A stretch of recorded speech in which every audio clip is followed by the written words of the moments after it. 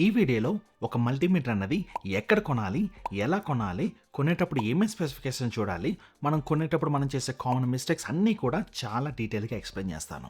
ఈ వీడియో పూర్తయ్యే లోపు మీరు ఎలక్ట్రికల్ ఇంజనీర్స్ అయినా, ఎలక్ట్రికల్ ఇంజనీరింగ్ స్టూడెంట్స్ అయినా, లేదా ఏసీలు, టీవీలు, వాషింగ్ మిషన్లు, ఇన్వర్టర్లు రిపేర్ చేసే ఎలక్ట్రీషియన్స్ అయినా సరే, మీ అవసరాన్ని బట్టి మీకు ఎలాంటి మల్టీమీటర్ కావాలన్నదో మీకే అర్థమవుతుంది. బోనస్గా ఈ వీడియో చివర్లో మీరు చేసే పనిని బట్టి ఎవరికి ఎలాంటి మల్టీమీటర్ సూట్ అవుతాయో నా రికమెండేషన్స్ అన్నీ కూడా చెప్తాను. సో ఇంకా మనం లేట్ చేయకుండా ఈ వీడియోలోకి వెళ్ళిపోదాం.